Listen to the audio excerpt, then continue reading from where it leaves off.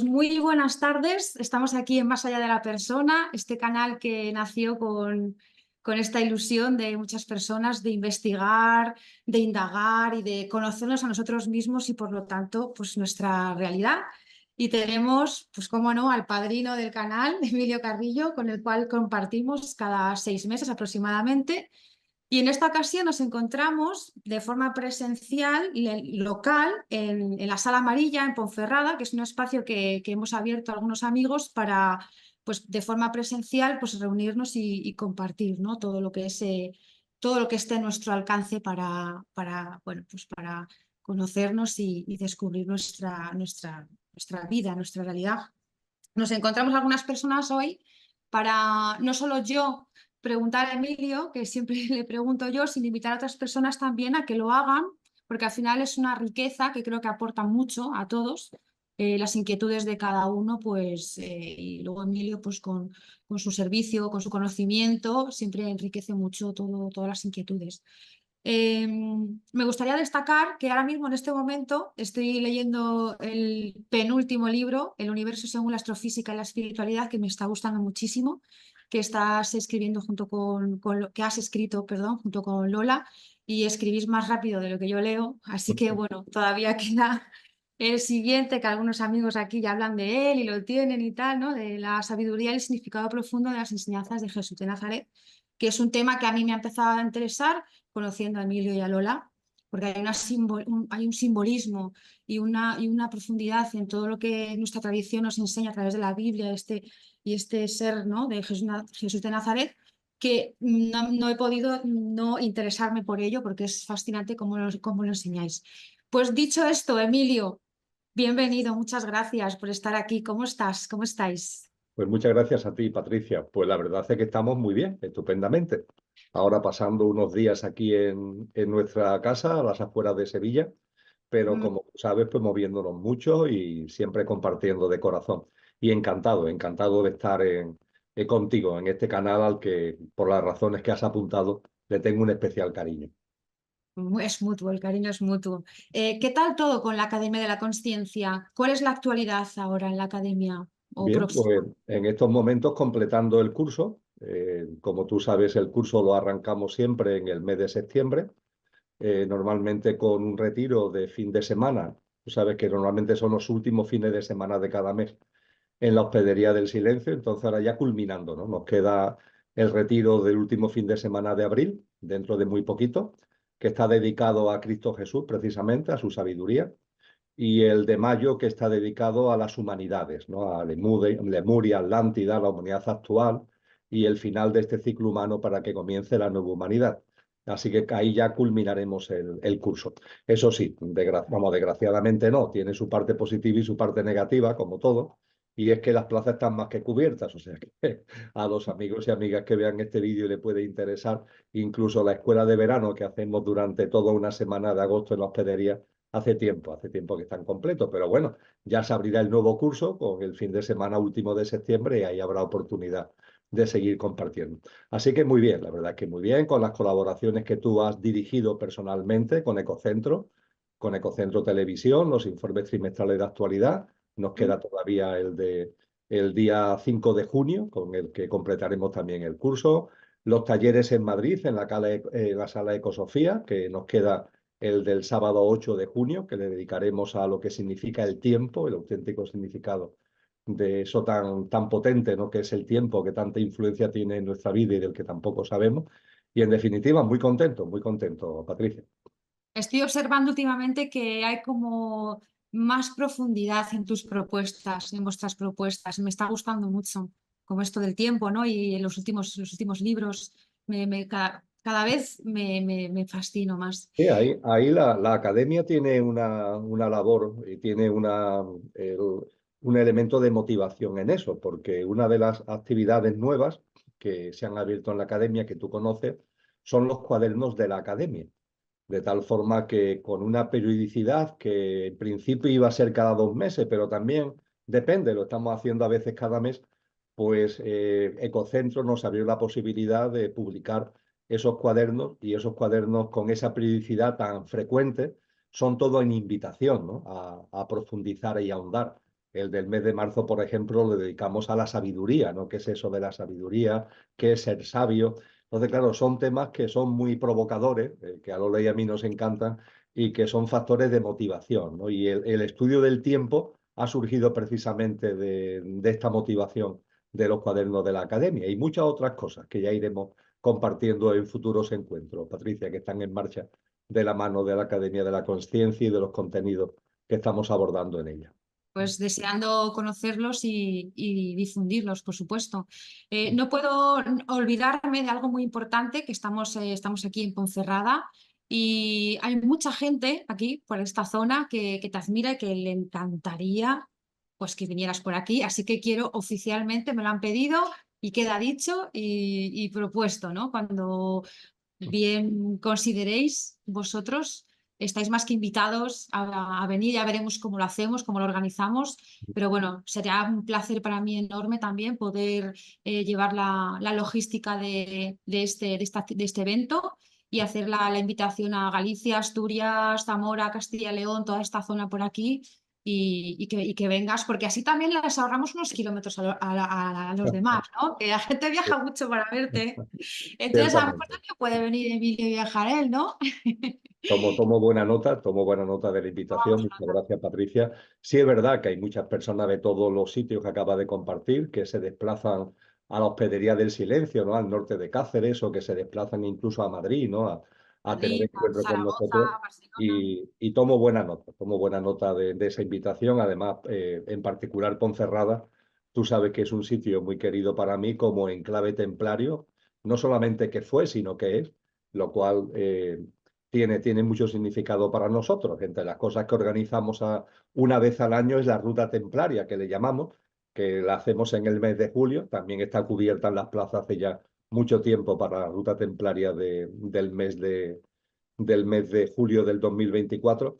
Y el temple para nosotros es importante y el enclave templario de Ponferrada tiene una potencia ya no solamente por la grandeza del castillo, ¿no? Que está ahí muy bien conservado, ¿no? Como pocos, ¿no? De los que se pueden visitar en la historia del temple, sino por todo el significado y toda la sabiduría profunda que con Ponferrada, el paso hacia Galicia, etcétera, el Camino de Santiago, en fin, es un sitio muy, muy especial, sin ningún tipo de duda. Sí, sí, sí, lo es. Muy bien, pues aquí te esperamos. Pues aprovecho lo que acabas de expresar para invitar directamente a una persona que le gustaría mucho tratar algunas cosas contigo y podría decirte más cosas, pero como lo acabas de mencionar, digo, pues es el momento de que venga Luis con nosotros a compartir sus preguntas para ti. Sí, sí, nos conocemos de la hospedería precisamente en varias ocasiones. Un gusto saludarte. Muchas gracias. Es un honor poderte tener con nosotros en esta sala. Esta sala está como tú bien dices, en Ponferrada, cuyo origen es un puente. La ciudad se origina a raíz de un puente y qué símbolo tan maravilloso por la época que nos toca vivir, una época de puente.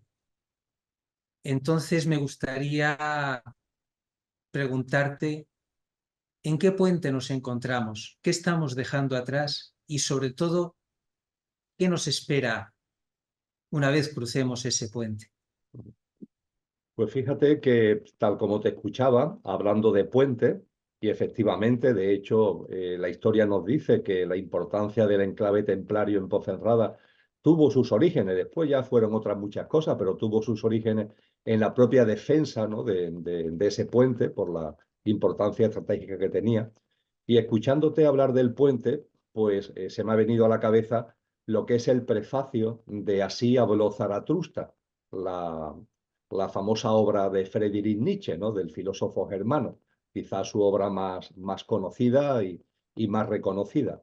Y en el prefacio, Friedrich Nietzsche nos dice que el ser humano es un puente, precisamente utiliza esta expresión, y nos dice que es un puente que va desde lo que podríamos denominar lo previo en la evolución, hacia el superhombre, lo que él denomina el superhombre. Y cuando analizamos en los discursos de Zaratustra analizamos qué es eso del superhombre. El primer discurso de Zaratustra, que viene después del prefacio, lo aclara magníficamente porque nos habla de las 3 transfiguraciones que debe vivir el ser humano camino del superhombre, y él nos habla de la fase del camello, de la fase del león y la culminación en la fase del niño, y diríamos que vamos hacia esa última fase. Estamos llamados y convocados a atravesar el puente hacia esa última fase. Y esa última fase es de un ser humano que vive en consciencia de lo que realmente es, un ser humano que, por supuesto, valora y pone en su sitio los componentes perecederos, efímeros que todos y cada uno tenemos, pero que siendo perecederos, siendo efímeros, tienen mucha importancia porque son los que nos permiten desplegar la experiencia humana. Me refiero a nuestros componentes físicos, energéticos, emocionales, mentales, lo que es nuestro pequeño yo y la personalidad a ello asociada.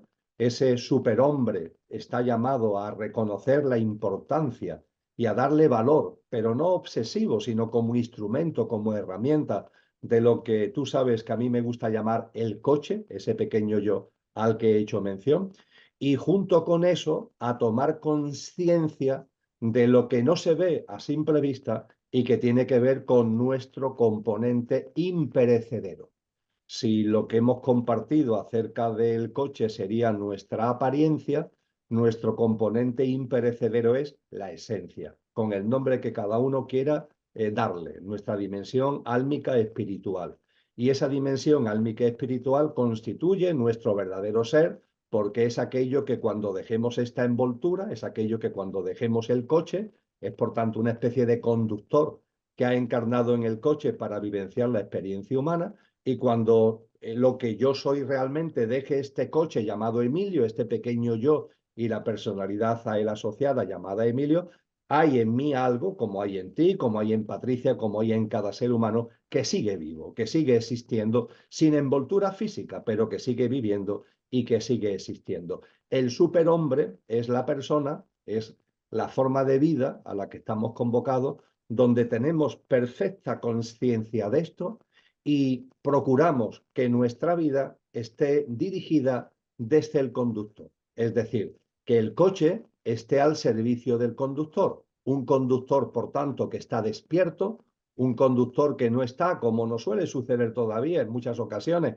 ahí olvidado, adormilado. No, no. Un conductor que está despierto, un conductor que lleva el mando consciente del coche, un coche que, por tanto, ya no es un coche loco, sin mando consciente, dándose porrazo con una cosa o con otra. No, no, ya es un coche que tiene un mando consciente y vivir la vida con la presencia de lo que somos. A eso es a lo que estamos llamados. Ese es el puente que estamos en estos momentos atravesando. Y por último termino en contestación a esta hermosa pregunta y también profunda, termino compartiendo que a mi modesto entender y atendiendo aquí a las enseñanzas fundamentalmente de Cristo Jesús, en la travesía del puente estamos, no digo que llegando al final, pero sí estamos acercándonos al último tramo del puente.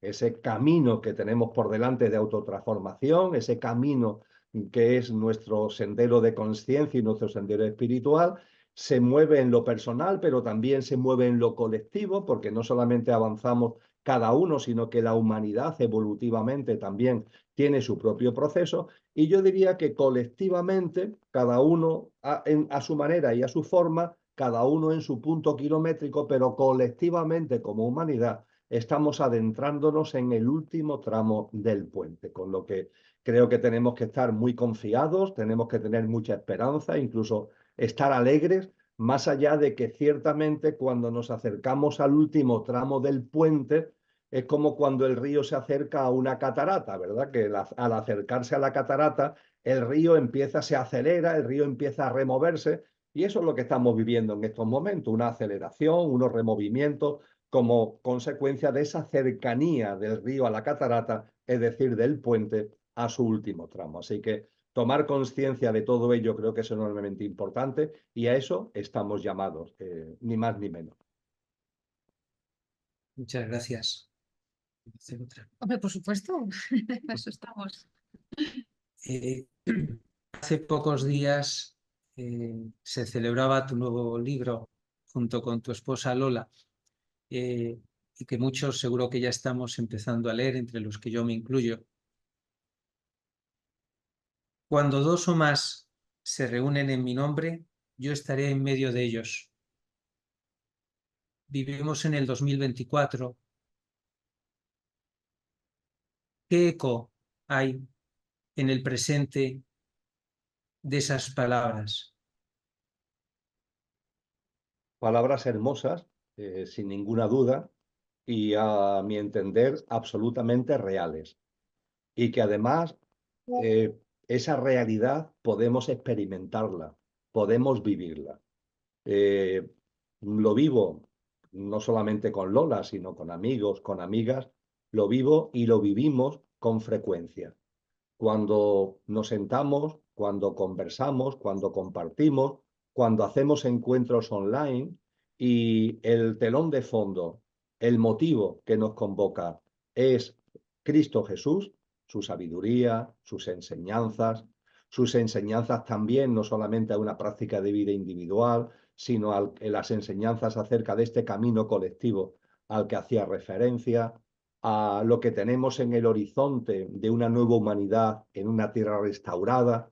Cuando abordamos cosas como esta con el telón de fondo de Jesús de Nazaret, esas palabras suyas se perciben con toda claridad. Se perciben que cuando estamos dos o más reunidos en su nombre para analizar, para compartir, para ahondar en sus mensajes, en sus enseñanzas, esa presencia se puede sentir. Es una especie de fragancia vibratoria que nos envuelve, que se hace presente, que nos anima, que es como si abriera nuestro discernimiento, como si nuestra capacidad de comprender se abriera todavía más gracias precisamente a esa presencia. Y por tanto, y en definitiva, esas palabras para nosotros no son palabras del pasado, sino que son palabras que tienen una enorme vigencia en el momento presente. Como tiene una enorme vigencia en el momento presente a propósito del puente, antes lo apuntaba, lo que son los signos de los tiempos, lo que son las señales que nos muestra Cristo Jesús de cómo será el final del puente, cómo será el último tramo del puente, lo que él en el capítulo 24 del Evangelio de Mateo denomina los últimos tiempos de esta generación humana, que nos indica que no miremos el calendario, porque en el calendario no lo vamos a encontrar. Él dice textualmente, nadie sabe ni el día ni la hora, ni los ángeles del cielo. Ahora bien, estar atentos a las señales. Y nos da un ejemplo muy hermoso, que es el que nos indica de que cuando llega el verano, ahora que estamos ya metidos en primavera, es una buena pregunta, ¿no? ¿Cuándo llega el verano? ¿Cuándo llega el verano en Ponferrada? ¿Cuándo llega el verano en Sevilla? El calendario nos dice que el solsticio de verano es el 21, 20, 21, 22 de junio, no depende del año, pero todos sabemos que por lo menos aquí en Andalucía seguro el verano llega antes. Ahora bien, ¿cuánto antes? ¿Cuándo exactamente? No se sabe, no hay una fecha específica en la que podamos decir que el verano ya se ha hecho presente y ya se ha instalado. ¿Cómo podemos saber cuándo ha llegado el verano? Pues no mirando al calendario, sino mirando a las señales. Y él nos pone un ejemplo que en la zona, en la Palestina, en la que él habla, es muy gráfico porque él nos dice cuando la higuera eche hojas. Nosotros aquí en casa tenemos una higuera, la higuera primero echa frutos y una vez que ha echado frutos le aparecen las hojas. Pues bien, ciertamente cuando a la higuera le aparecen las hojas es que ya ha llegado el verano. Eso sí que ya es absolutamente seguro. Entonces, en definitiva, es una especie de convocatoria que él nos hace a estar atentos a las señales de los tiempos, a estar atentos a lo que estamos viviendo y sobre todo y fundamentalmente entender que los removimientos, las tensiones que caracterizan el parto, porque al fin y al cabo el surgimiento de una nueva humanidad tiene como metáfora lo que es el nacimiento de algo tan hermoso como es un niño, como es una niña, como es un bebé, de ahí también la metáfora del parto que a veces se usa. El parto siempre lleva removimiento, siempre lleva contracciones, pero vamos a vivir estos removimientos, vamos a vivir estas contracciones desde la seguridad de que es la antesala del nacimiento de algo nuevo, algo muy hermoso, algo que además no es solamente lo que pasará, sino que ya en nuestro corazón, creo que en el corazón de muchas personas ya late y en el alma de muchas personas ya brilla esa nueva humanidad. Pues bien, cada vez que dos o más se reúnen en mi nombre, yo estaré con vosotros, se puede percibir claramente cuando, por ejemplo, abordamos conjuntamente cosas como esta, teniendo las enseñanzas de Jesús como telón de fondo. Gracias. Muchas gracias. Muy interesante. Me recordaba cuando hablabais sobre el tema del puente, en otro encuentro que tuvimos hace poco, que lo dejo por ahí, si consigo saber cómo se hace, la antacarana, que es esa vía por la cual la mente concreta se empieza a abrir hacia la mente abstracta, ¿no? No tanto algo tangible en la sociedad o en el terreno, digamos, sino más profundamente en la profundidad de cada uno de nosotros, despertando esa mente abstracta que hablábamos en otro encuentro, ¿no? Sobre la Constitución septenaria o en algún otro contexto. Muy oportuno, Patricia, ese recordatorio, porque efectivamente acabamos de hablar del puente desde una perspectiva colectiva. Hemos dicho también que evidentemente el puente es un camino que tiene que recorrer cada uno. Y en las tradiciones orientales se nos enseña, en la ciencia del yoga, por ejemplo, se enseña que en el componente mental, ¿no? Como está, tú vas a poner el enlace de donde hablamos de ello, no voy a repetir lo que allí dijimos, pero haciendo un brevísimo recordatorio de lo más importante, en nuestro plano mental hay dos niveles, la mente ordinaria o inferior, que también se le llama, que se ocupa, como dice su nombre, la mente concreta u ordinaria se ocupa de lo ordinario, de lo cotidiano de todos los días. Pero en nuestro plano mental hay otro nivel, que es el nivel superior, que algunos psicólogos, efectivamente, como tú has apuntado, denominan la mente abstracta. Y la mente abstracta es la que tiene capacidad para abordar lo trascendente. Aquí, por ejemplo, en este encuentro, aunque hayamos usado la mente concreta u ordinaria para fijar el día, para fijar la hora, para que las personas que estéis en esa sala estéis en ella, para que yo esté aquí también compartiendo con vosotros y con vosotras, la mente concreta y ordinaria la hemos tenido que utilizar para todo eso, ¿verdad? Y la utilizamos para muchas cosas en nuestro día a día. Ahora bien, en cuanto que empezamos a hablar y los contenidos que abordamos no son contenidos cotidianos, no son contenidos ordinarios, no son contenidos rutinarios, sino que empezamos a hablar, por ejemplo, ¿no? de la transformación personal, de la transformación en clave colectiva humana, empezamos a hablar de cuestiones, en definitiva, trascendentes que van más allá de lo puramente superficial, entonces la mente abstracta entra en funcionamiento. La ordinaria no, la ordinaria está siempre funcionando porque se ocupa de lo ordinario, pero la abstracta solo se pone en funcionamiento cuando nosotros traemos a nuestra vida cuestiones trascendentes. Y la mente abstracta, cuanto más la usamos, más se expande. Y por fin nos enseña la ciencia del yoga, nos enseñan otras tradiciones, que entre la mente abstracta y la mente concreta hay un punto de conexión, un puente, efectivamente, que los antiguos le dieron el nombre de Antakarana. Y ese puentecito que hay entre la mente abstracta y la mente concreta se abre, es un puente que crece y se abre como si fuera una flor, se abre como si fuera un cáliz que se abre cuando la mente abstracta, a través de su uso, la expandimos. En la medida en que la mente abstracta, la mente superior, la usamos, se expande. Y al expandirse, el puente que tiene con la mente concreta se va abriendo. Y al abrirse, ¿qué sucede? Que empieza a caer por Antakarana lo que los antiguos llamaban una lluvia sagrada.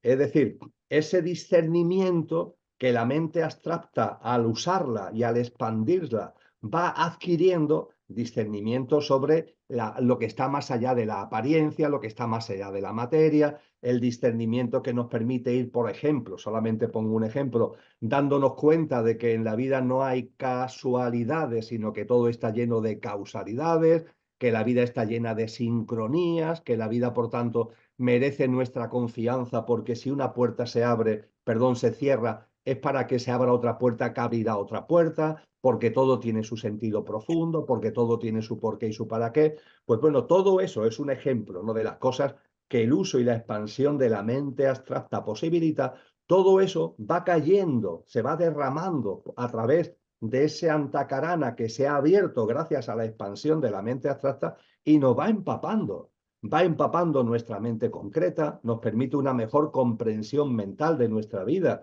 y del entorno en el que vivimos, nos va empapando emocionalmente porque todo lo que viene a través de Antakarana nos va aportando armonía, equilibrio, nos va serenando desde el punto de vista emocional y también nos va nutriendo desde el punto de vista energético y vital, desde el punto de vista físico.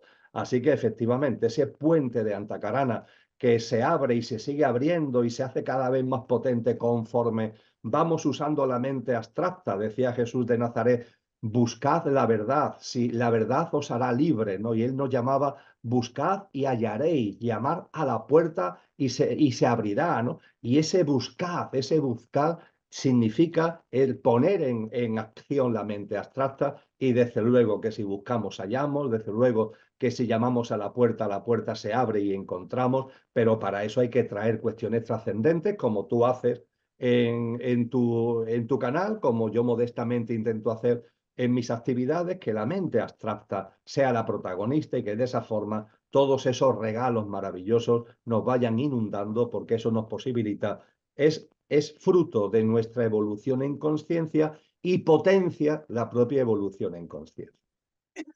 Maravilloso, maravilloso. Muchas gracias. Luis, ¿tú has terminado? Sí. Ir pasando, es que queréis hacerle preguntas a Emilio, os sentáis aquí, porque si no yo no paro con él, ¿eh?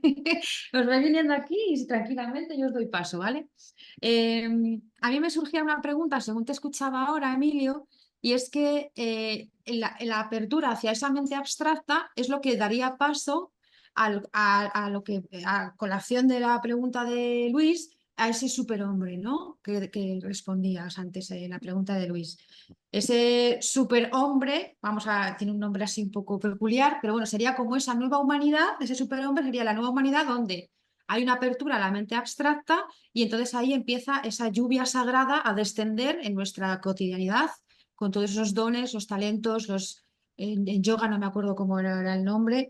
Me gustaría que nos explicaras cómo puede el hombre discernir una vez que la mente abstracta empieza a descender, todo eso que llega. Es decir, todo lo que llega es siempre, o sea, es siempre agradable, es siempre reconocible como bondadoso, es siempre lúcido. O sea, quiere decir, no hay dudas de que eso siempre es algo bueno.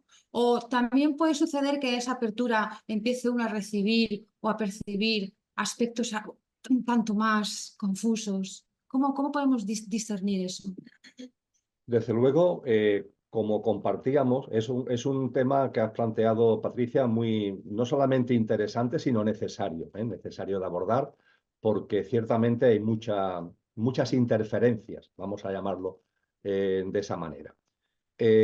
Ciertamente, cuando vamos usando la mente abstracta, insisto que la mente abstracta extrae a nuestra vida cuestiones trascendentes, es decir, extraer a nuestro nivel mental asuntos que tienen un contenido que va más allá de lo puramente material, de lo puramente superficial.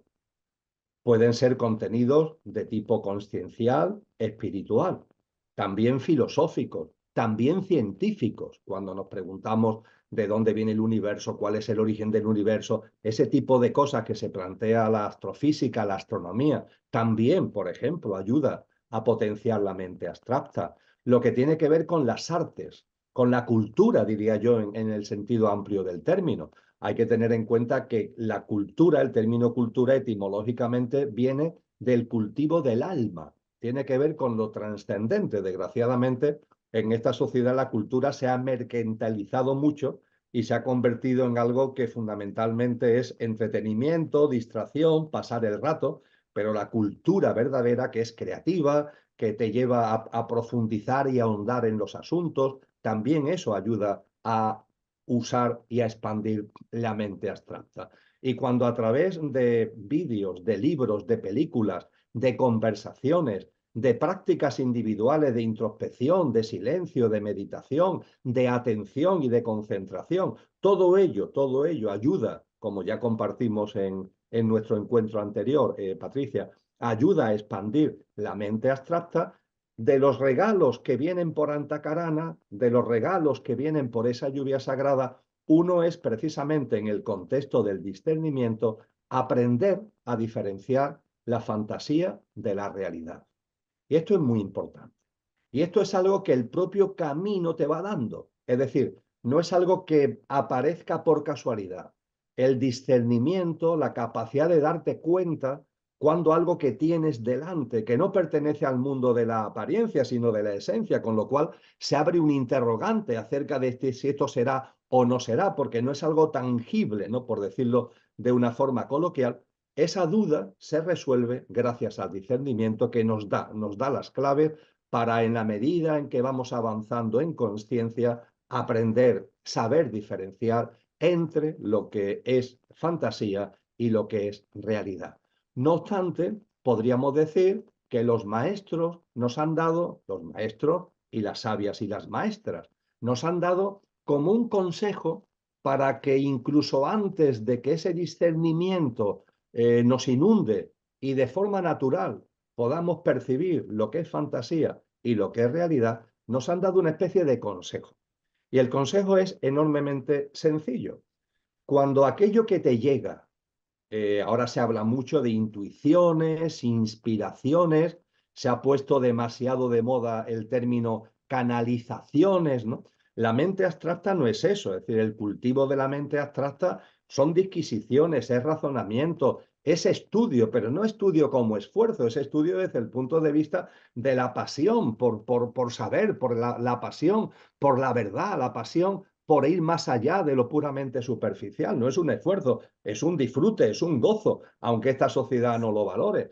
No estamos hablando, por tanto, de esfuerzo, pero desde luego el uso y la expansión de la mente abstracta tiene que ver con la disquisición, con el razonamiento, con el plantearte asuntos, el meditar sobre cuestiones, el compartir con otras personas, pero compartir deportivamente, no intentando imponer tu opinión, sino enriqueciéndose todos, ¿no? Cuando se ponen en común acerca de un tema trascendente. Todo eso va perfilando un camino en el que no son cosas que nos vengan de pronto, ¿no? Estamos creando el terreno, estamos creando el caldo de cultivo para que el discernimiento crezca, con lo que cuando se habla tanto de canalizaciones y resulta que esas canalizaciones no vienen porque hayamos preparado el terreno, sino que vienen no sabemos de dónde, eso deberíamos al menos encender, no digo que la luz roja, pero sí la luz amarilla, ¿no? Si estuviéramos en un semáforo, no digo que pongamos la luz roja,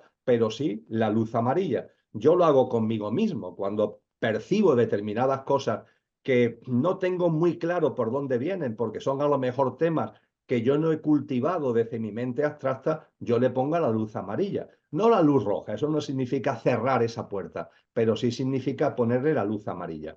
Y a partir de que le pones la luz amarilla, ¿eso qué significa?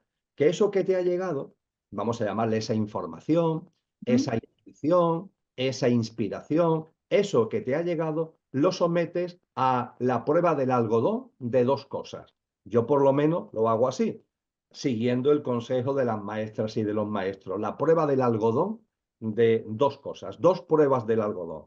La primera, y no es la más importante, busco fundamentos en las enseñanzas de los maestros. Es decir, esto que ahora yo estoy percibiendo, esto que ahora me está llegando, de alguna forma ha sido ya, aunque sea apuntado, aunque sea esbozado, tiene fundamento en las enseñanzas. Hoy tenemos todas las enseñanzas de los maestros a nuestra disposición. El mundo de las tecnologías nos permite tener cosas que hace no mucho era impensable, ¿no? Todas las obras, el conocimiento de todos los textos que se han escrito a lo largo de la historia de la humanidad. Hay en esos maestros y maestras que para mí que son ejemplares, ¿no? Y que para mí son una referencia, algunas enseñanzas, algunos atisbos de esto. Oye, porque si no lo hay, ojo, porque estamos hablando de grandes almas, estamos hablando de maestros y de maestras. Y yo, salvo que tenga un ego muy grande, me tengo que cuestionar por qué a mí me llega alguna cosa que resulta que no tiene fundamento en las obras y en las aportaciones de los maestros y maestras que ha habido a lo largo de la historia. Eso por lo menos es algo que a mí me advierte de que ojo con esto que me acaba de llegar, porque puede ser que no sea algo que realmente vaya en el camino de la espiritualidad y la conciencia verdadera, sino que, y esto sucede, sea una interferencia involutiva. Es decir, porque hay seres evolutivos y hay seres involutivos, ¿eh? Y no tenemos que asustarnos, esta es la realidad. Y no entrar tampoco en dualidades de buenos y de malos. Bueno, son seres que cada uno tiene su camino, hay seres evolutivos que caminan alineados con el sentido de la vida y hay seres involutivos que se han puesto a contramano, normalmente desde la soberbia, desde el orgullo, se han puesto a contramano del sentido de la vida. Y mientras que los que están en el sentido de la vida no suelen interferir, vamos, de hecho, no interfieren, los involutivos sí interfieren. Y yo creo que tenemos que entender que son bromistas para no asustarnos, no se trata de asustarnos, son bromistas y nos hacen llegar a veces cosas que van ligados a que somos muy importantes y tengo un mensaje para ti porque tú eres muy importante y además es un mensaje muy importante no solamente para ti, sino para la humanidad, ¿no? En fin, cuando ese tipo de cosas, estoy siendo muy coloquial en mis expresiones, pero creo que se Bueno, entiende. Cuando ese tipo de cosas van llegando, bueno, pues, oye, esto que me llega tiene fundamentos en las enseñanzas de maestros y maestras, de estas grandes almas que ya han encarnado antes que la mía en este contexto ahora mismo de Emilio. Ahí hay algo. Si no lo hay, ojo con esto. Y la gran prueba del algodón, la gran prueba del algodón, ¿qué implica para tu vida diaria? ¿Qué impacto directo, práctico tiene en tu vida cotidiana? Porque si te hace mejor persona, si te hace ser una persona más amorosa, más compasiva, más abierto a los demás, con una mirada más abierta a los reinos de la naturaleza y a la vida y a la madre tierra en general, si te hace en definitiva lo que Antonio Machado denominó una buena persona, él decía, soy un buen hombre en el buen sentido de la palabra, soy una buena persona en el buen sentido de la palabra, si eso que te llega te ayuda a ser una buena persona, esa prueba del algodón es impecable. Ahora bien, si eso que te llega de alguna forma está provocando en ti tensiones, está provocando en ti algún tipo incluso de conflicto, o está provocando en ti una especie de soberbia, hay que ver el ego, ¿no? Que aparece ahí en escena, hay que ver que ahora yo sé esto y me llega esto y me llega aquello y ojo con esto porque normalmente esa prueba del algodón sí que para mí es absolutamente definitiva. Si me ayuda a una práctica de vida para ser mejor persona en el buen sentido de la palabra, prueba del algodón superada. En caso de que vea que me está metiendo por algunos derroteros que me apartan precisamente de esa vida sencilla, de esa vida alegre, de esa vida compasiva, de esa vida de ser en definitiva, insisto, buena persona, pues entonces para mí esa es la prueba del algodón y esa luz amarilla se convierte inmediatamente en luz roja. claro, entonces todo eso que te llega está condicionado por cómo está tu personalidad, cómo tú has ido desarrollando tu personalidad o qué has ido cultivando. En función de eso, así uno interpreta aquello que llega. Decías que si tú no habías estado indagando o trabajando o atendiendo o estudiando algo, si te venía algo diferente a lo que tú hubieras estado indagando en ello, pues que lo ponías en stand-by, ¿no? En amarillo, quieres decir. Sí, fíjate que Claro. hay un tema, Patricia, que creo que merece la pena compartirlo. Hemos hablado de los cuadernos de la academia, ¿verdad? Los cuadernos de la academia, el número 3, que ha salido en marzo, se le dedica a la sabiduría. Y ahora acabo de elaborar un complemento que es aborda un asunto que es la inspiración científica súbita. La inspiración súbita, que tiene que ver con esto que estamos compartiendo. La Ajá. inspiración súbita es algo que en el ámbito, por ejemplo, científico, está muy comprobado. Hay multitud de casos, no solamente de la época contemporánea, sino mirando hacia atrás, es decir, matemáticos, físicos, químicos, ¿no? Que nos dicen que están preparando el terreno, eso sí, es decir, están dándole vuelta a un asunto, están estudiando un tema y no encajan las piezas, por decirlo de alguna manera. Y una noche tienen un sueño lúcido donde, plaf, le llega. Y por la mañana se despiertan con la solución que no habían encontrado en estado normal, ¿no? Esto no es ninguna broma, porque, por ejemplo, Mendeleev, el autor de la tabla periódica, él atestigua en un escrito suyo que vio la tabla periódica, precisamente le llegó en un sueño. Él estaba trabajando, estaba estudiando ese tipo de asuntos, pero la tabla periódica de los elementos, ¿no?, que el sostén de la química actual, le llegó a través de un sueño. Bohr, por ejemplo, cuando percibe la estructura del átomo, el núcleo, ¿no?, atómico con el neutrón, el protón y los electrones dando vueltas, eso le llega durante un sueño, ¿no? Y hay un matemático muy conocido y que es enormemente interesante en este sentido, que es un matemático hindú que murió muy joven, murió a los 32 años, que se llamó Ramanujan, y él tenía le llegaba una enorme cantidad de información en sueños. Él lo asociaba a una diosa familiar, él era de una familia de brahmanes, y él lo achacaba a que una diosa familiar es la que le transmitía esos conocimientos. Entonces, esta llegada de información en estados de sueños lúcidos está en el ámbito científico muy, muy contrastada, Patricia. Pero a partir de ahí se abre un tema muy interesante. ¿Quién hace llegar esa información y con qué objetivos hace llegar esa información?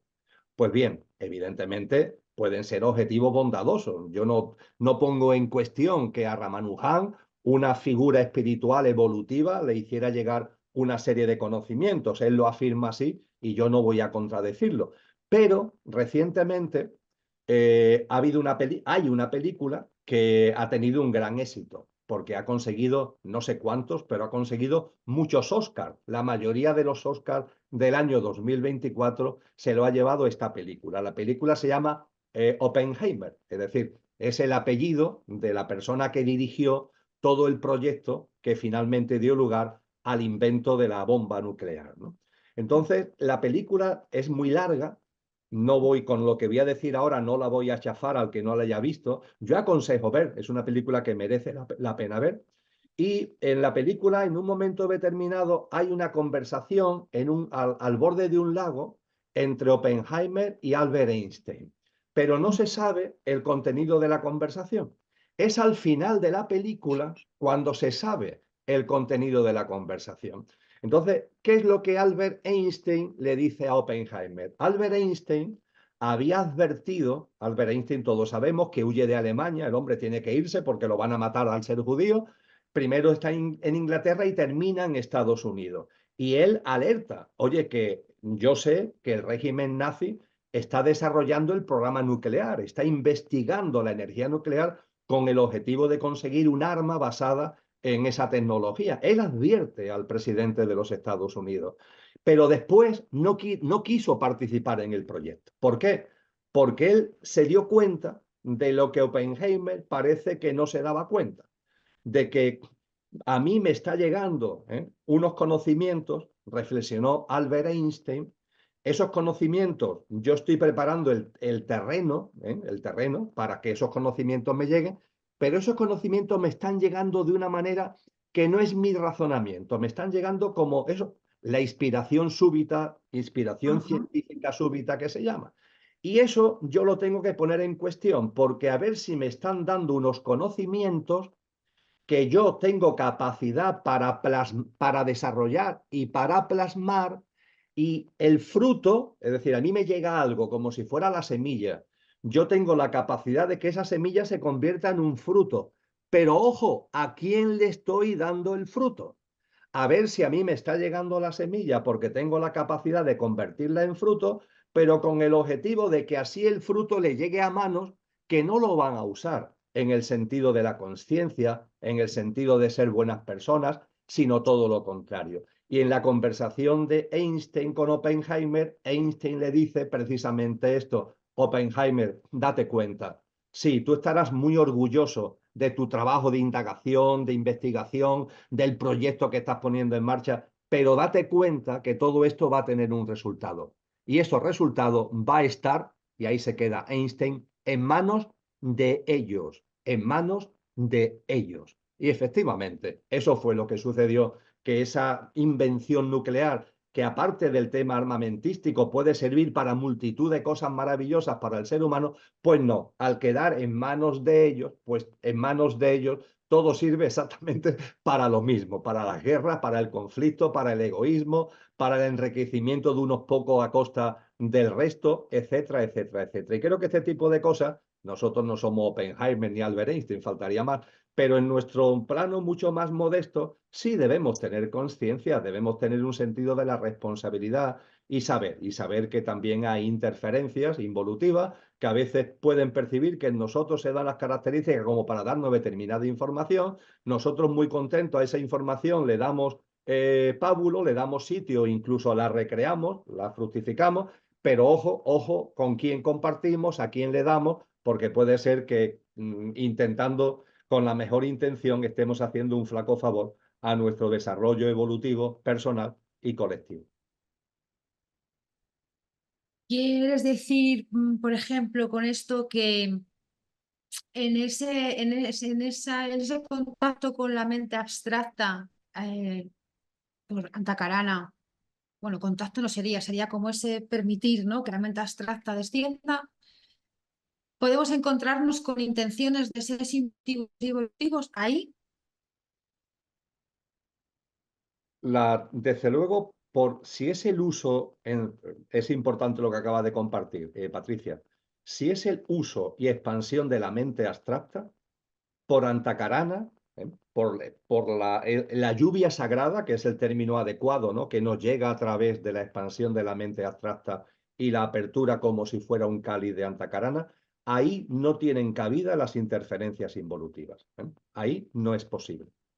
Pero claro, si yo estoy desarrollando la mente abstracta y me están llegando discernimiento, ¿no?, comprensión de asuntos a través de la mente abstracta, puede ser que en paralelo me estén llegando otros asuntos que no vienen por el canal de la mente abstracta y de Antakarana, sino que vienen por otro lado.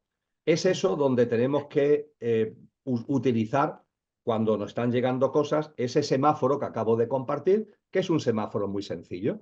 Aquello que estoy de alguna forma percibiendo, viendo, sintiendo, entendiendo, comprendiendo, tiene fundamentos desde el punto de vista de ha sido de alguna forma, al menos esbozado, ¿no?, por esos maestros y maestras que nos han antecedido. En caso de que no, la luz amarilla hay que ponerla parpadeando especialmente. Y sobre todo, como decíamos anteriormente, ¿esto a qué me está llevando en mi vida cotidiana? Me está llevando a ser una persona humilde, sencilla, comprensiva, empática, con capacidad de relacionarme con los demás humanamente, en el sentido más bello del término, de tener una mirada hacia la vida, realmente viendo a la divinidad en todas las cosas, y me está ayudando de alguna forma a que los ojos de la divinidad que hay en mí estén cada vez más activos o no. Esa es la cuestión que nos tenemos que plantear. Y también sucede, y concluyo en la respuesta a tu pregunta, Patricia, que cuando una persona está, vamos a decirle, instalada, es decir, una persona está desarrollando una práctica de vida donde a través de el uso de la mente abstracta se está expandiendo. Lo otro, la vía paralela, vamos a llamarlo así, la vía paralela donde llega lo involutivo, queda como cerrada. No es que se cierre del todo, pero se estrecha mucho. Y ocurre todo lo contrario, que cuando la mente abstracta no la usamos y por tanto no se expande y por tanto Antakarana no se abre, Antakarana es como un puentecito mínimo por donde no llega nada, y lo que se abre como un canal enorme es lo otro, es el canal de las posibles injerencias involutivas. De ahí que desde el mayor respeto, tú eso lo sabes, que Lola y yo insistimos mucho, desde el mayor respeto, por favor, nosotros no estamos en posesión de la verdad, compartimos de corazón, intentamos poner hipótesis para la consideración, y desde ese cariño, desde ese respeto, ojo, ojo con un camino de conciencia donde todo esté basado en ritos, en rituales, en ceremoniales. Ojo, y no es que los rituales, los ceremoniales, los cultos, etcétera, etcétera, estén mal ni bien, no. Pero el camino del discernimiento no es ese. Porque la humanidad ha tenido un proceso evolutivo, y ese proceso evolutivo humano lo ha tenido también la conciencia humana y está presente también en nosotros. Entonces hubo una época en la evolución humana que cuando el ser humano se acercaba a lo trascendente, a lo espiritual, a lo consciencial, ¿cómo se acercaba? A través del mito, a través del símbolo, a través del rito, a través del ritual, etcétera, etcétera. Ahora bien, desde el siglo VI-VII antes de Cristo, esto se transforma. Es lo que la gran historiadora de la espiritualidad, Karen Armstrong, denomina la gran transformación, o lo que el gran filósofo Karl Jaspers denomina la era axial. ¿Qué es esto de la gran transformación? ¿Qué es esto de la era axial? Pues esto es un antes y un después, no solamente desde el punto de vista individual de las personas que lo viven en aquel momento, sino en la transformación de la conciencia humana. Porque es en esa época, estamos hablando de los siglos preliminares a la encarnación de Cristo, de lo crístico en Jesús de Nazaret, se produce un cambio en la conciencia humana.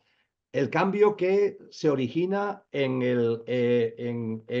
Oriente, en la India, en la China, con grandes almas, Siddhartha Gautama Buda, Lao Tse, Confucio, grandes almas que van de alguna forma impulsando un acercamiento a lo trascendente que ya no es el mito, que ya no es la simbología, que ya no es el rito, que ya no es el ceremonial, no es la comprensión, la disquisición, esa capacidad que tenemos desde nosotros, desde nuestras facultades mentales, en el mejor sentido de la palabra, de buscar y tocar e integrar la verdad.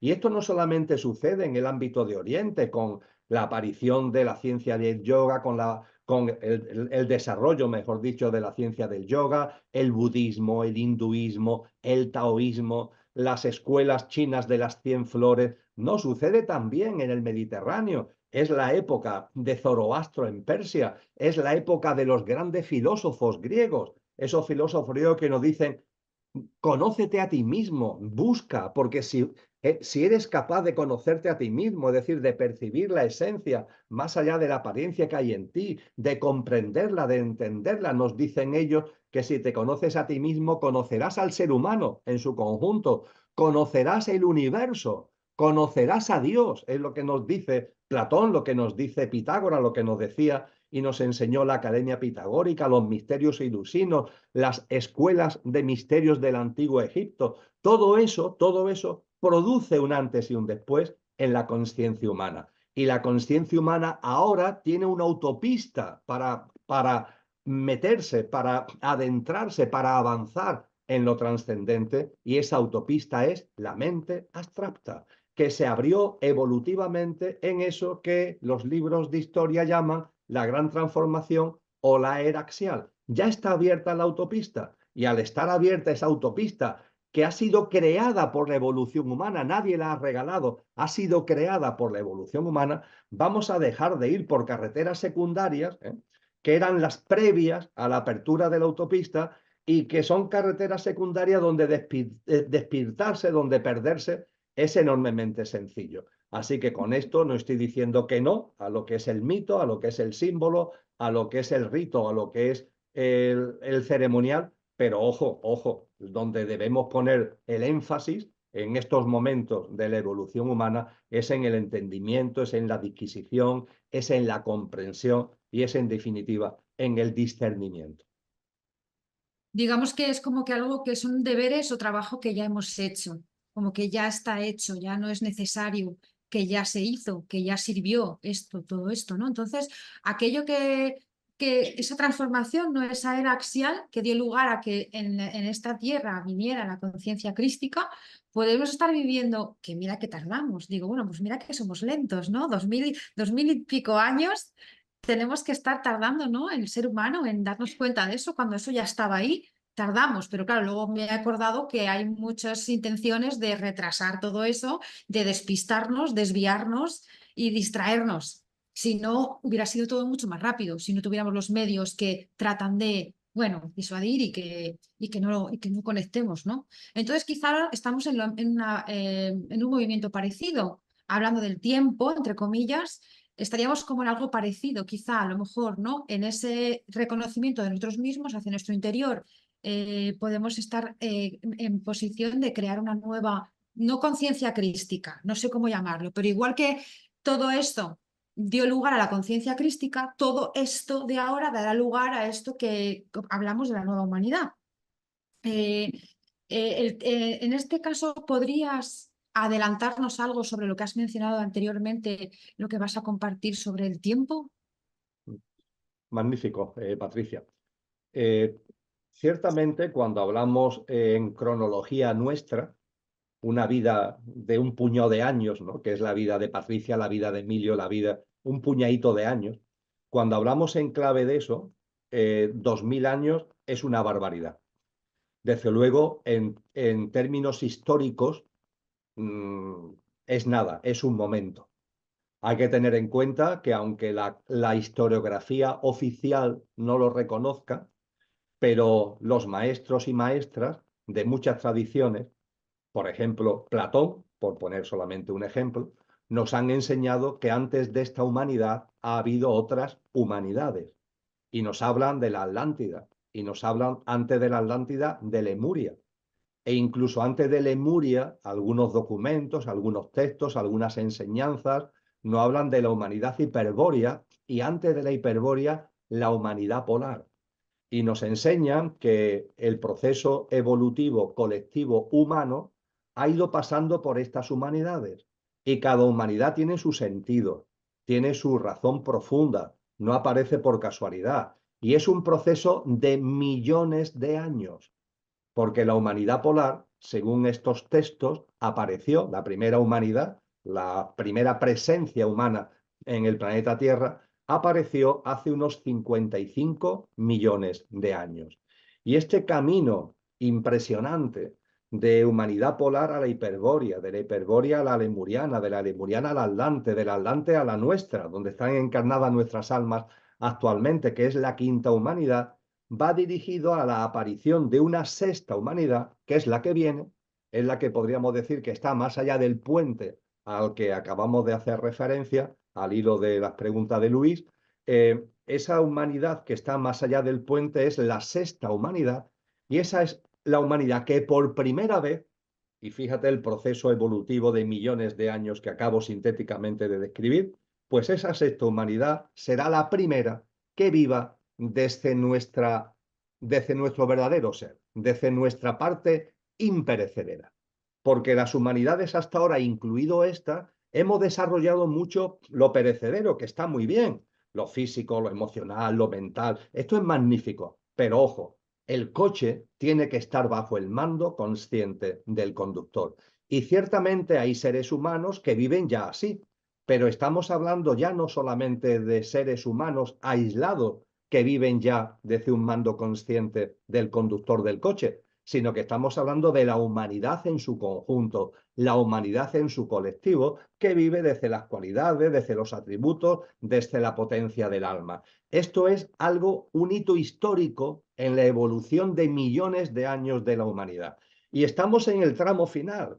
Y claro, para eso la era axial y, lo más importante, la encarnación de Cristo fue crucial, fue indispensable. Y desde luego, tú sabes que eso Lola y yo lo decimos mucho, Cristo y el cristianismo no es una religión, Cristo no es un maestro, no es un maestro más. Y el cristianismo no es una religión, estamos hablando de un evento, estamos hablando de un hito que cambia la historia de la humanidad porque abre la puerta al tramo final del puente. Y cuando esto lo situamos en términos no de mi vida, de Emilio, de unas cuantas decenas de años, sino cuando esto lo situamos en el esquema que brevemente acabo de resumir, en millones de años para que surja esa humanidad que vive desde nuestras potencialidades álmicas haciendo la realidad, esos 2000 añitos no es nada. Estamos hablando efectivamente del último tramito. Y además, Patricia, es importante también entender lo siguiente. Este último tramito es el que ya está poniendo definitivamente la semilla.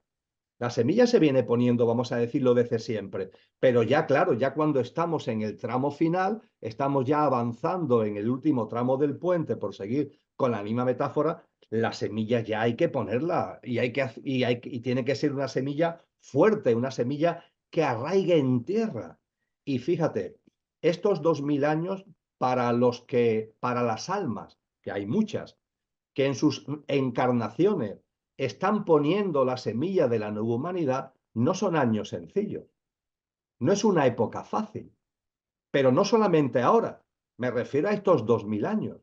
Cuando analizamos la historia de la humanidad en estos 2000 años, nos encontramos con personas que han querido ser buenas personas y que han querido poner con su práctica de vida la semilla de esa nueva humanidad. ¿Y qué han recibido a cambio de la sociedad? No han recibido la alabanza, no han recibido parabienes, han recibido normalmente o la desconsideración, el ninguneo o incluso la persecución e incluso la muerte. Hace nada, en este mes de abril, en los encuentros mensuales que hago con el Rincón de Kiko, lo hemos dedicado a los cátaros, a los templarios, a las beguinas, a los franciscanos espirituales, a los hermanos apostólicos. Cuando analizamos todo este tipo de movimientos, y hay muchísimos más en estos 2000 años, nos encontramos a mujeres y hombres honestos, justos, que intentan vivir la vida de una forma consciente. ¿Y qué es lo que reciben? ¿Qué es lo que la sociedad le da? La persecución, el hostigamiento, la quema en hogueras, como terminaron muchos de ellos, la tortura y el martirio.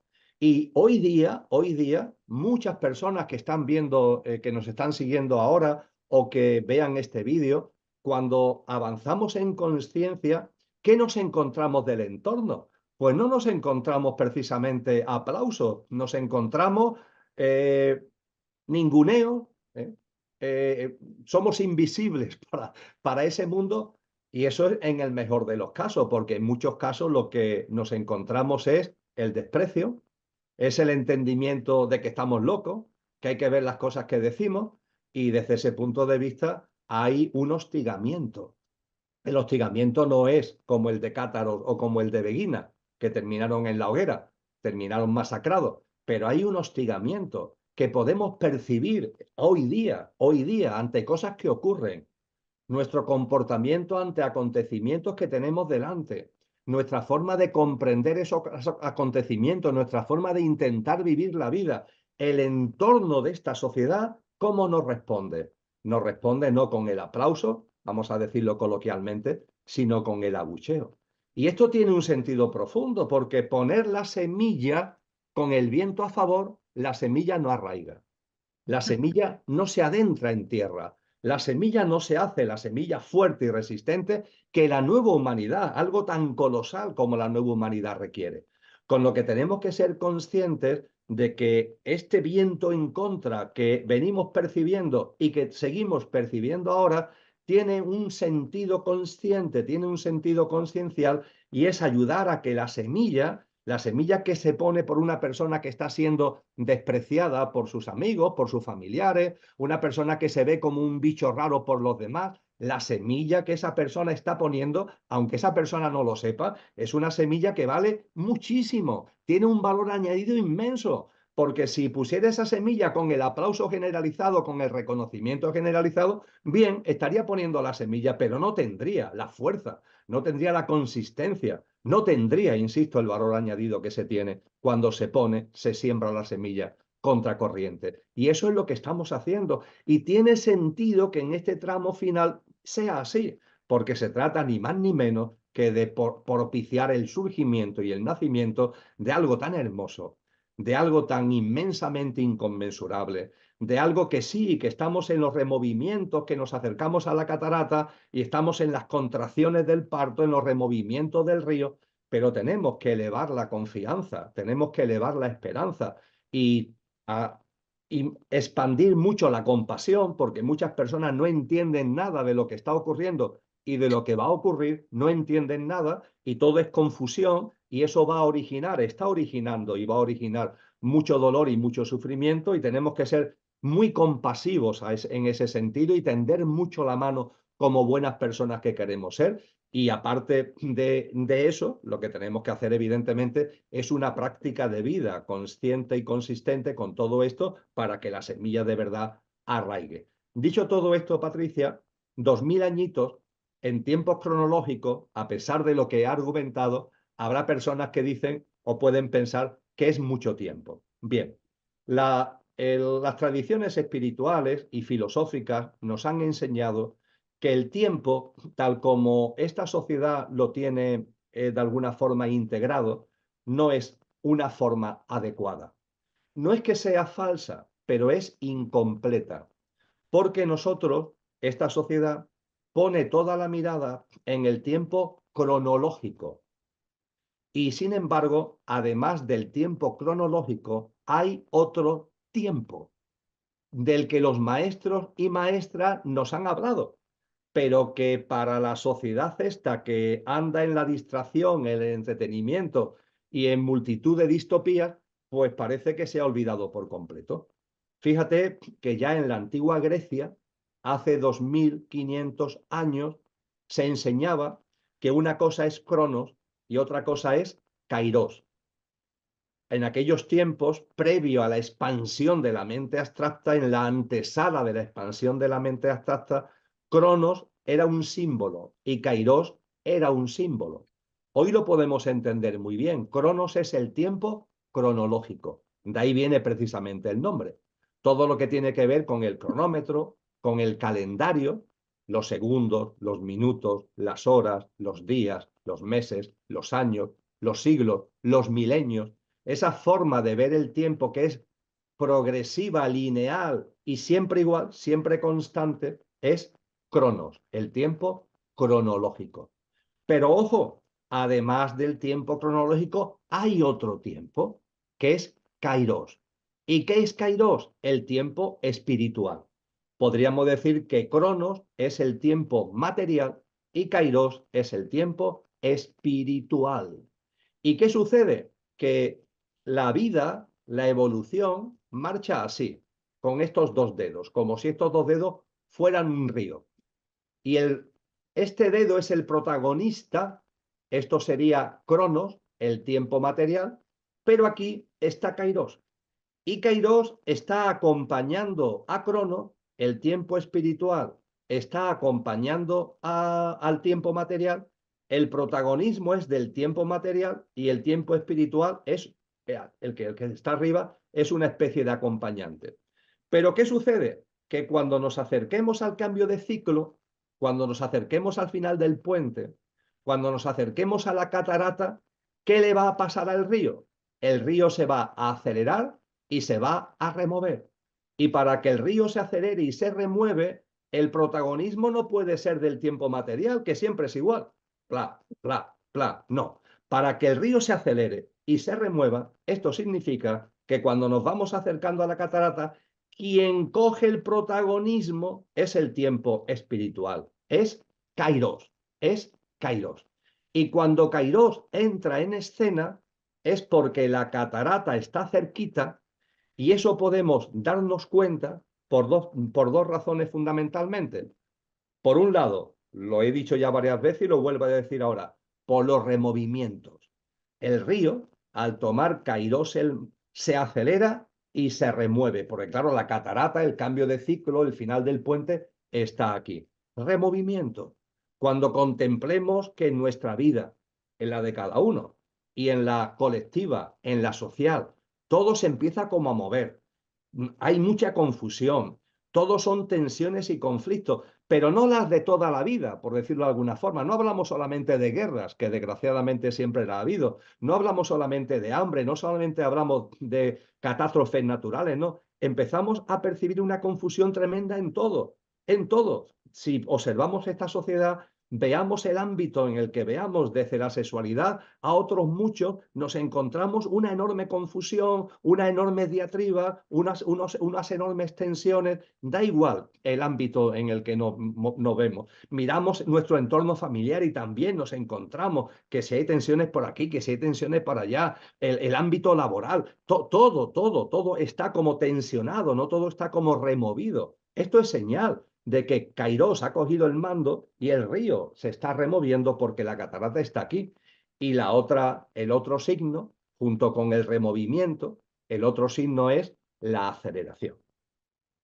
¿Y cómo es posible que el tiempo se acelere? Pues yo te pregunto a ti, le pregunto a las personas que te están acompañando ahí en Ponferrada, a las personas que estén viendo este vídeo. ¿No percibimos que el tiempo va más rápido? Yo lo reflexionaba precisamente ayer con un amigo. Estamos teniendo este encuentro online en Ponferrada el día 9 de abril del año 2024. Y yo le decía a este amigo, oye, es que ya estamos a 8 de abril. Y yo tengo la percepción de que es que el año está recién comenzado. Es decir, y no, ya estamos en primavera, pero no solamente en primavera, es que estamos ya caminando hacia mitad de abril, ¿no? Qué rápido va el tiempo, qué rápido va todo. Somos muchas las personas, Patricia, que sentimos que el tiempo va muy rápido. Y fíjate, permíteme una pequeña broma. Yo cuando empecé a sentir esto hace unos años, me dije a mí mismo, digo, esto es que me estoy haciendo mayor. Eso pensaba yo también, digo, será la edad, la costumbre. Y conforme vamos teniendo más años, lo mismo, puede ser que el tiempo se vea de otra manera y a lo mejor se debe a esto la aceleración del tiempo que yo percibo. Pero entre las cosas que me ha regalado la vida es que yo participo en máster universitarios, que mantengo además esa docencia, aunque ya estoy jubilado, pero esa docencia he querido mantenerla y es posible que la mantenga porque no es reglada, son colaboraciones esporádicas, ¿no? Y ahí tengo, la vida me regala el compartir con personas que fundamentalmente tienen entre 25 y 35 años. Y además son tantas distintas, es decir, cada vez que imparto clases, que son normalmente viernes, tardes y sábados, cada vez que imparto un nuevo seminario, el grupo es distinto, es decir, van pasando, por tanto, muchas personas. Y con ellos, esto se lo he preguntado en bastantes de estos seminarios. Oye, por favor, ¿me podéis levantar la mano aquellos entre vosotros y vosotras que de alguna forma percibís que el tiempo se ha acelerado? Que los días pasan muy rápido, que las semanas pasan muy rápido, que los meses pasan muy rápido, que los años se van volando. ¿Hay entre vosotros alguien que lo perciba? Y estos grupos, que suelen ser de unas 30 personas aproximadamente, sin excepción, al menos 20 de los 30 levantan la mano diciendo sí, yo percibo que esto se ha acelerado, yo percibo que el tiempo va más rápido. Ah, digo, mira, pues no es una cuestión de la edad, porque estamos hablando de personas entre 25 y 35 años. No es una cuestión de la edad, es que hay una aceleración del tiempo. Estamos no ya en Cronos, no estamos en los tiempos de Crono, estamos en los tiempos de Kairos. Y los tiempos de Kairos se caracterizan por la aceleración del tiempo y por los removimientos. Y esto, la no comprensión de esto nos lleva a muchas disfunciones. Y para terminar, te pongo el ejemplo, porque creo que esto ayuda mucho a entenderlo. Esta percepción del tiempo espiritual y el tiempo material está en muchas tradiciones. Por ejemplo, está en la tradición maya. La cultura maya, más allá de especulaciones, más allá de novelas de ficción que se han podido inventar, la tradición maya es una tradición muy profunda. La cultura griega clásica maya es de muchos siglos antes de que llegaran allí los españoles. Y la cultura maya tenía una, y sigue teniendo en lo que queda actualmente, pero en la cultura clásica maya había una auténtica obsesión por el tiempo. Yo, de hecho, mi primer acercamiento a esa cultura maya fue en el año 97. Estuve dando unas clases en la universidad en Antigua, en la ciudad de Antigua, cerquita de la capital de Guatemala, y fue una estancia un poquito larga y tuve ocasión de tener un primer acercamiento a la cultura maya. Y de hecho, una persona de allí tuvo la deferencia de llevarme a ver monumentos mayas, me explicaba las estelas mayas. Y claro, yo ya en el año 97-98 me empezaban a hablar del año 2012. Esto es importante para entender la diferencia entre Cronos y Kairos. El año 2012, ¿qué es? Bien, cuando se estudian las estelas mayas, en su obsesión por el tiempo, ellos tienen calendarios muy largos. De hecho, se llama la cuenta larga. Son calendarios muy largos. Y en los calendarios mayas, que están labrados en piedra, en las estelas, la última fecha en su calendario es una fecha que, llevada a nuestro calendario, es el 21 de diciembre del año 2012. A partir de ahí, en una mirada simple, simplota y por tanto falsa, conclusión. Bueno, si los mayas, que eran muy sabios, todos sus calendarios terminan en una fecha que llevada a nuestro calendario es el 21 de diciembre del 2012, esto significa que el mundo se acaba el 21 de diciembre del 2012. Y ahí tuvimos que aguantar cantidad de novelas, cantidad de películas, el fin del mundo, no sé qué, no sé cuánto. No, los mayas no hablaban del final del mundo. Los mayas lo que le estaban diciendo es que Cronos, el tiempo cronológico, dejaba de regir a partir de una fecha que en nuestro calendario es el 21 de diciembre del 2012. Y que, por tanto, a partir de ese momento que en nuestro calendario es el 21 de diciembre del 2012, dejes de mirar el calendario. Olvídate del calendario, porque Cronos ya no es el protagonista. El protagonista es Kairos, que en terminología maya le llaman el no tiempo, el tiempo del no tiempo. Eso del no tiempo significa que el tiempo cronológico ya no vale. Por eso precisamente ellos ya sus calendarios no lo extienden más, porque entendían hace mucho tiempo que cuando llegara ese momento evolutivo en la humanidad, que ellos asocian con una fecha que es nuestro 21 de diciembre del 2012, ya entrábamos en esa fase del río donde Cronos ya no tiene el protagonista, donde el protagonista es Kairos. Olvídate de calendarios porque los calendarios ya no valen y estate atentos a las señales, porque las señales son de un removimiento cada vez mayor y una aceleración cada vez mayor. Así que este conocimiento del tiempo, la diferenciación entre el tiempo material y el tiempo espiritual, que la ciencia actual no computa, por decirlo de alguna manera, pero que está muy presente en muchas tradiciones a lo largo de la historia de la humanidad, en estos momentos es especialmente importante y te agradezco, Patricia, que lo hayas sacado a colación, porque es un tema que tiene mucho protagonismo en el momento presente. Sí, de hecho, que si no podemos contar con el tiempo, también a partir de entonces está el cambio climático, ¿no? Estaba pensando en eso, si es que está, yo no sé, sigo investigando esto realmente cómo es, pero que también incluso el propio tiempo es impredecible, es aleatorio, esperamos temperaturas dispares que no son. Estaba pensando en el tiempo del clima también. Y en ese movimiento, quieres decir a lo mejor también que cuando porque yo todo lo llevo mucho al individuo, ¿no? Entonces, ahí extrapolando eso, por ejemplo, momentos de mucho movimiento y de mucha aceleración, también son momentos de mucha transformación. Por lo cual, invitar a que cuando haya mucho remolino, mucho movimiento y mucho tal, será que estamos acercándonos a esta parte de la que hablas de la vida y entonces sentir que estamos en un proceso de transformación y vivirlo, como decías desde el centro del huracán, desde el ojo del huracán, ¿no? Estar un poco ahí. Quiero avisar que quedan unos minutos todavía y me gustaría avisar a las personas que estamos aquí que aprovecharais que estamos solos con él, no estamos emitiendo en directo, no estamos en el chat porque no nos ha podido emitir y estamos solos con él. Sí, ¿te puedes acercar? Sí. Quiere decir que se puede editar, cortar, pegar, quiere decir que estamos con él como si estuviéramos en casa. Hola Emilio, buenas tardes. Muy Soy buenas. Teresa y estoy encantada de que esté con nosotros en Ponferrada. Me gustaría preguntarle, bueno, estoy con mi madre que tiene 93 años y medio, aquí está con nosotros y bueno, es una pregunta que nos gustaría ponerle de que cómo sería la mejor manera de prepararnos para ese momento crucial, ¿no? Ese momento final, ese momento en que ya nos toca irnos, dejar este plano tridimensional. ¿Cuál es la mejor manera para nosotros de prepararnos para ese tránsito, ¿no?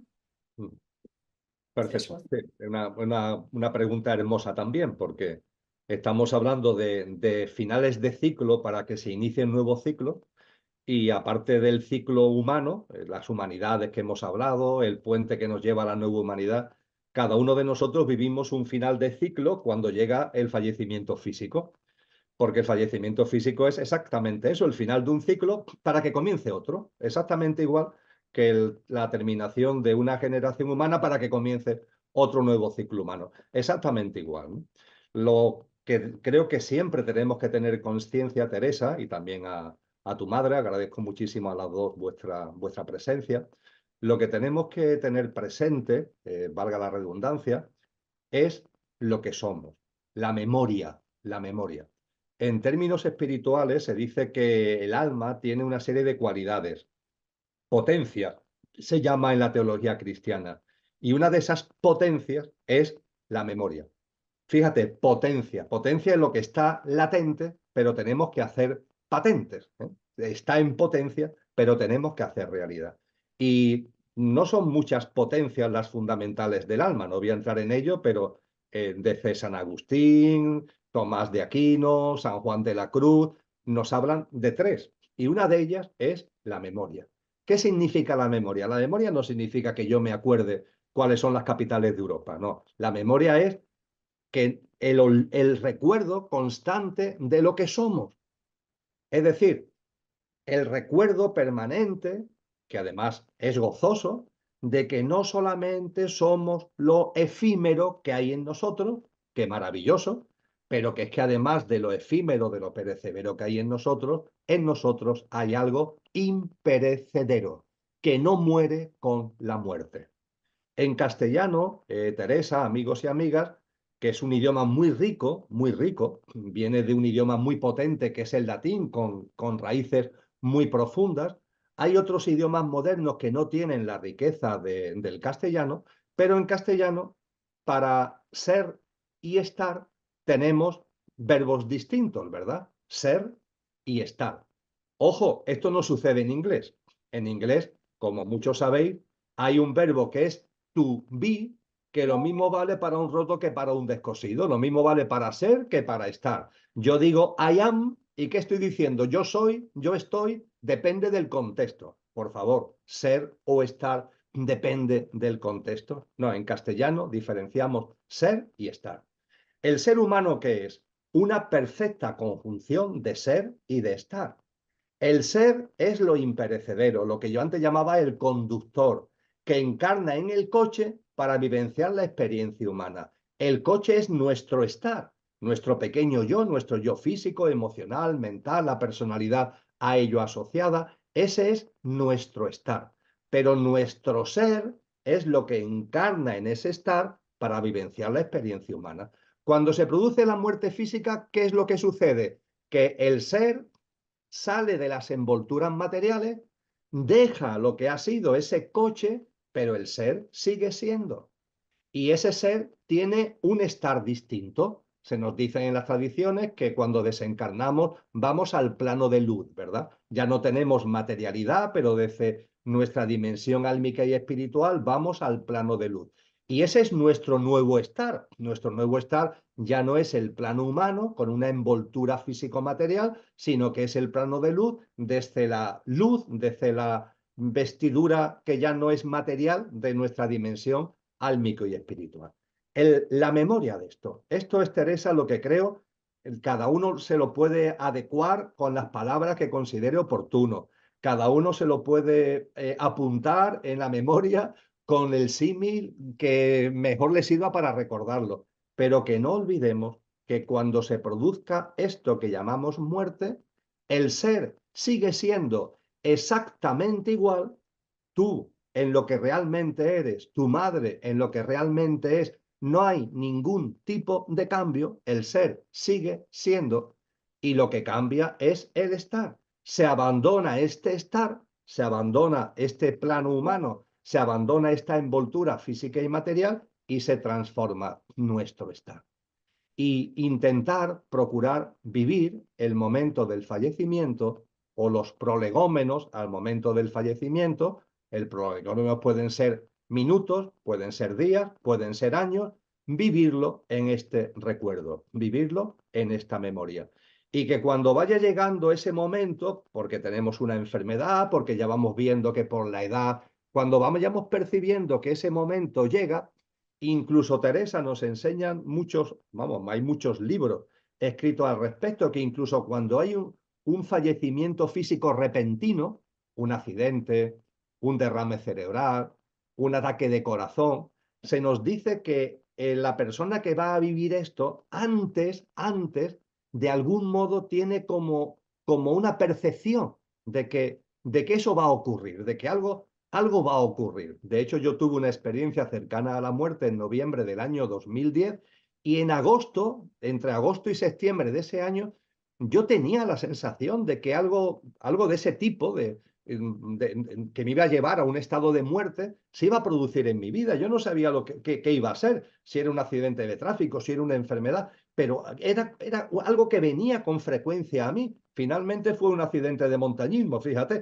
el despeñarme por la colina de Sierra Espartero, lo que me provocó ese estado que me llevó a vivir la ECM. Pero incluso se nos dice que hay en las muertes que llamamos repentinas, hay incluso también una percepción, ¿no? Porque claro, el conductor sí sabe, y el coche no se da cuenta de que va a tener no sé qué percance dentro de un tiempo corto en el calendario, pero el conductor sí lo sabe.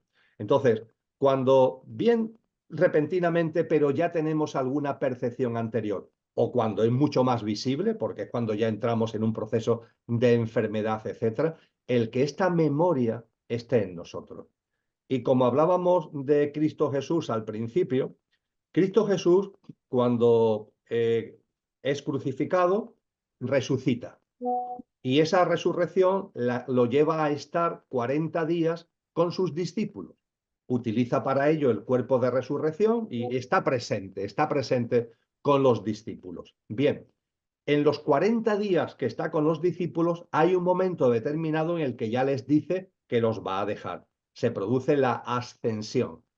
Y cuando va a ascender a los cielos, Jesús le dice a los discípulos, hay entre vosotros aquellos que yo volveré y de aquí a mi vuelta no vais a probar la muerte. No vais a probar la muerte. ¿Qué significa eso? Que había allí discípulos como Juan, como Pedro, como Mateo, que no iban a morir, que desde entonces hasta ahora están vivitos y coleandos aquí, pues deben estar bastante mayorcitos, ¿verdad? 2000 años después. No, probar la muerte no significa eso. Probar la muerte significa el hecho de que cuando llega ese momento, lo vives en conciencia, lo vives con naturalidad, y cuando cierres los ojos al fallecer, tú no cierras los ojos. Tu conciencia tiene los ojos igual de abiertos un minuto antes que un minuto después del fallecimiento físico, un segundo antes que un segundo después del fallecimiento físico. Y desde el ser que somos, sabemos lo que está ocurriendo, que este ciclo de Emilio ha terminado. Yo tengo la esperanza, tampoco me obsesiono, pero tengo la esperanza de no probar la muerte, es decir, que por personificarlo en mí, cuando este tal Emilio fallezca, el ser que soy, antes, está ahí, en el recuerdo de lo que realmente soy, y cuando esto deje de funcionar, el ser que soy tenía abiertos los ojos de la conciencia una hora antes, un minuto antes, un segundo antes, y lo sigue teniendo esos ojos de la conciencia abiertos un segundo después. Y a partir de ahí hacer el tránsito al plano de luz con absoluta conciencia. Antes tenía envoltura física, ahora no tengo envoltura física.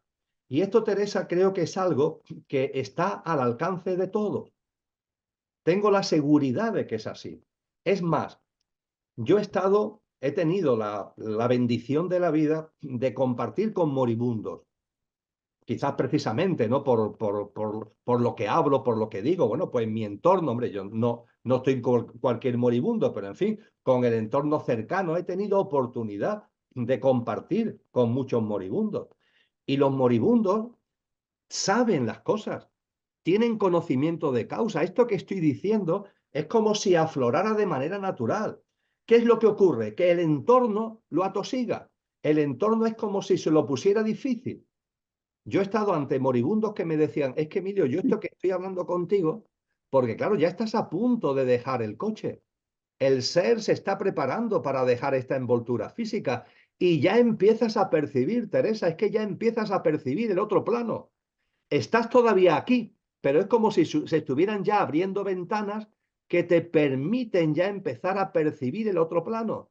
Y hay moribundos que me dicen, yo es que ya estoy percibiendo la presencia de este ser querido que falleció, de que fue mi padre, mi madre, mi hermano, y ya los veo, ya lo estoy viendo. Dice, pero esto te lo puedo contar a ti, porque como se lo cuente a mi hija o a mi hijo, me dicen, claro, que estoy loco y que esto son cosas de la medicación. Emilio, te aseguro que lo estoy viendo. Y yo le digo, no hace falta que me lo asegures, si yo ya he tenido conocimiento de causa a través de otros moribundos, que esto sucede, que ese plano que está tan cerrado, ese tabique, ¿no?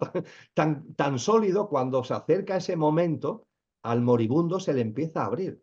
Y estando aquí, todavía empieza a percibir desde su ser cosas que no son de este estar, sino del otro. Entonces, todo esto, Teresa, ponerlo en valor, entender que no son fantasías, que no son ficciones, que es una realidad. Y al moribundo acompañarlo, a la persona que está ya en el proceso de hacer el tránsito, acompañarlo con la mayor paz posible, para que ese no probar la muerte cristalice. Es muy importante un contexto de paz, un contexto de armonía. Los familiares de aquellos seres que están en estado ya de moribundez, no tenemos que rasgarnos las vestiduras, no tenemos que empezar a llorar, no tenemos que, hombre, sin duda ninguna, a nadie nos gusta que un ser querido desencarne. Pero cuando tenemos constancia de que el ser querido no muere, sino que sigue vivo, esto se vive de otra manera. Entonces, intentar no retenerlo. Hay una escena, vuelvo a Jesús y ya termino la respuesta a la pregunta, Teresa. Hay una escena también en los evangelios cristianos que es muy hermosa, y es que la primera persona que ve a Cristo resucitado es María Magdalena. No sería por casualidad, ¿verdad? Es la primera persona que ve a Cristo resucitado. Según el Evangelio, es María Magdalena sola o María Magdalena acompañada de otras mujeres. Y María Magdalena, cuando ve a Jesús resucitado y ya percibe que es él, se lanza a abrazarlo. Una reacción lógica y natural, ¿no? La alegría, ¿no? De que este ser, ¿no? Que quiero y que ha muerto, está vivo, y además es que lo puedo ver, y se le lanza como para abrazarlo. Y Jesús, que era el amor encarnado, Cristo con todo el amor inconmensurable, le dice, no, María, no me retengas, no me retengas. Esto también es muy importante para los que nos quedamos aquí. Es decir, si para los moribundos es muy importante esa memoria que nos puede ayudar a no probar la muerte, porque no morimos, aquí estamos y ahora simplemente estamos al otro lado del tabique, como decía Agustín de Hipona con relación a su hermano. Si eso es lo fundamental para el moribundo, para los que estamos en el entorno del moribundo, no lo retengamos, por favor, no me retengas. Al contrario, que todo lo que salga de nosotros sea el apoyo, sean las mejores palabras o sin palabras ninguna, los mejores pensamientos y lo mejor que salga de nuestro corazón, para que esa persona haga un tránsito fluido, haga un tránsito amoroso, y cuanto antes pues llegue a ese plano de luz y siga su vida, siga su existencia en ese nuevo estado. Así que lo que puedo compartir contigo, y repito, creo que estos no son temas para minorías, creo que esto está al acceso de cualquier ser humano. Muchas gracias. Muchas gracias. Muchas gracias, Emilio. ¿Alguna cosa más? Está, ¿Alguien gracias. quiere venir por aquí? Pues la verdad que se nos ha ido ya el tiempo que habíamos programado para este encuentro, y sí que me gustaría, como dije al principio, volver otra vez a repetirte que estaríamos encantados de tenerte por aquí. Ya te escribiré para tal fin. Las personas que estén interesadas también en que venga Emilio y conocerle personalmente, estar en un seminario con él un fin de semana o un día o una jornada, pues que se pongan en contacto conmigo también y lo organizamos, porque sería un placer enorme para todos nosotros. Me parece que, si no me equivoco, podríamos volver a vernos, si no me equivoco, en octubre o noviembre o algo así, por aquí, por el canal, que es la frecuencia que tenemos estipulada para ello. Efectivamente. Exactamente, eso es. Pues no te quitamos más tiempo. Muchísimas gracias, Emilio, por estar aquí. Estás proyectado en la pared. Es un gusto enorme estar así compartiendo contigo, contar con más personas. Y bueno, y decir a todas las personas que siguen el canal y demás que en esta ocasión no se ha cumplido con la emisión en directo, pero que la intención es que sí, que ya a partir de los siguientes sean así en directo, para mucha más aportación y preguntas de otras personas. Ese será el formato que vamos a utilizar a partir de ahora, preguntas y respuestas en general. Pues muchas gracias, Patricia. Ha sido un placer por mi parte compartir contigo, con todas las Igualmente. personas que están ahí acompañándote. Muchas gracias a Luis y a Teresa por sus intervenciones directas. Y nada, a seguir caminando, que es lo importante, y no lo olvidemos nunca. La humildad, la sencillez, la confianza, la esperanza, la alegría y un poquito de valentía, creo que son los ingredientes para estar en ese ojo del huracán, en ese centro del huracán al que tú hacías referencia, Patricia. Muchísimas gracias y un abrazo. Muchísimas gracias. Un abrazo a todos, a Lola, a toda la familia y hasta muy pronto, Emilio. Gracias. Adiós.